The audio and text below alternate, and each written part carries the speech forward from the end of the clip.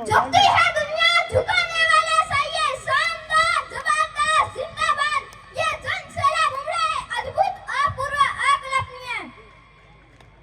मैं जहां नजर मारूं वहां मुझे लोग ही लोग नजर आ रहे हैं। 2018 के अंदर कांग्रेस सरकार ने झूठ बोलकर सत्ता ले ली थी और सभी किसानों भाइयों को कहा था कि हम 10 दिन के अंदर कर्जा माफ कर देंगे, लेकिन उसके बाद राष्ट्रीय स्वास्थ्य बैंक के आयतन का 1 रुपया भी माफ नहीं किया और उस हादसे में 19,000 किसानों की जमीनें नीलाम हुई और उनमें से कई किसानों ने आत्महत्या भी की और युवाओं को कहा कि हम आपको नौकरियां देंगे, नौकरियां नहीं दी तो बेरोजगारी भत्ता देंगे। नौकरियों के लालच में युवाओं ने बार-बार पेपर दिए, बार-बार पेपर लीक हुए। पेपर लीक एक बार नहीं हुआ, 2 बार नहीं हुआ, पेपर लीक 19 बार हुआ। ऐसा इतिहास के अंदर पहली बार हुआ है। इन राजस्थान में किसान, इन राजस्थान में युवा, इन राजस्थान में किसान और युवा दुख और तकलीफ सह सके, इन राजस्थान में किसान प्रकृति मां सह सके, लेकिन धोखा बर्दाश्त नहीं कर सके। इन साथ कोई धोखा करे तो इन्हीं सह सके। मैं तन पूछूं कर्जा माफ होया? तुम हाथ ऊपर करके संकल्प की मुट्ठी बंद करके बोलो भारत माता की। इस धोखेबाज सरकार को वापस सत्ता के रूप में नहीं आने देंगे और कांग्रेस सरकार अपनी कुर्सी बचाने के लिए लड़ी और बल्कि जनता को कुछ सुख नहीं मिला। जब कोरोना काल आया तो कांग्रेस सरकार जैसलमेर के 5 सितारा होटलों में बंद थी और उनके चारों तरफ पुलिस के घेरे थे और उम्मीदवार रामजी बेनीवाल और हनुमान बेनीवाल कोरोना काल में भी जनता की सेवा में लगे थे।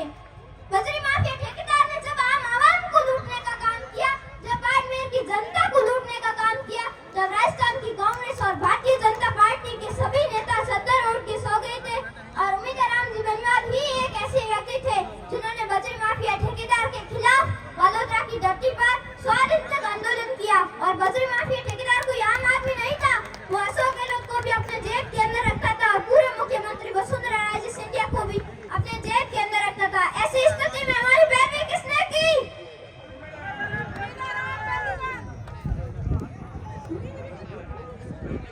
और मैं आपको उदयपुर की घटना बता देती हूँ। उदयपुर में रहने वाले कन्हैयालाल दर्जी को दिन दहाड़े उसका गला काटकर उसकी हत्या कर दी गई। क्या ऐसी कानूनी व्यवस्था की जरूरत है? मैं और भीलवाड़ा में एक छोटी बच्चे को उसका सर पीट कर उसको काफी चोटें पहुंचाई और फिर उन्होंने जलते हुए ईंट के भट्टों में डालकर उसकी राख बना दी। क्या ऐसी कानूनी व्यवस्था की जरूरत है? हमें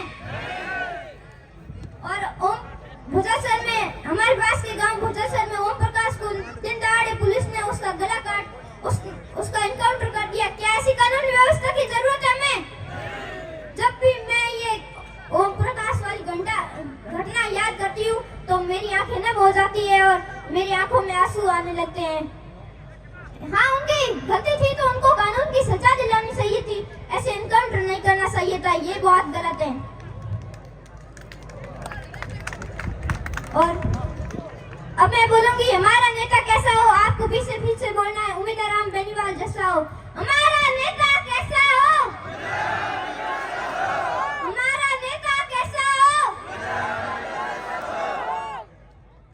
इन छोटी छोटी बातों को सोचना होगा। इन छोटे मोटे अपने यहाँ के स्थानीय मुद्दे हैं, अपने यहाँ के छोटे छोटे सब्जेक्ट हैं। बाबा जी वो तो आप कभी भी सुलझा लेना, लेकिन जयपुर के अंदर कुछ गलत हो गया तो बेनीवाल साहब की इतने सालों की मेहनत व्यर्थ चली जाएगी, वापिस ये लोग मौका नहीं आने देंगे, इसलिए आपका फैसला चूक नहीं होना चाहिए।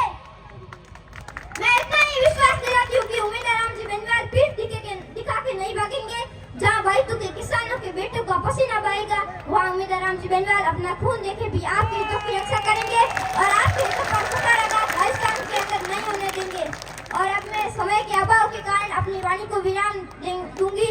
एक बात आखिर में क्या हूँ, मंच मत बैठा होने भी क्या हूँ, हम में बैठा होने भी क्या हूँ। क्या थारी मूसरी लड़ाई, थारी नाकरी लड़ाई, थारी एक दूसरे लड़ाई और तार खूंजे बांध दरी निसे गाली क्यों।